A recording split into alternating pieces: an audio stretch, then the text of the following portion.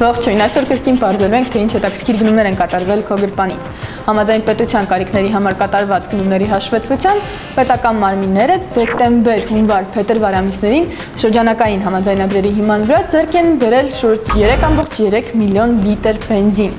Ռեգուլյար տեսակի բենզին գնողների մեջ առաջատարը Հայաստանի Հանրապետության ոստիկանությունն է, այն ձեռք է բերել 1 միլիոնից ավել լիտր բենզին։ Իսկ պրեմիում տեսակի բենզին գնողների մեջ առաջատարը Հայաստանի Հանրապետության պետական պահպանության ծառայությունն է, որը պատասխանատու է բարձրաստիճան պաշտոնյաների անվտանգության համար։ Այս ծառայությունը դեկտեմբեր ամսին ձեռք է բերել 360,000 լիտր պրեմիում տեսակի բենզին։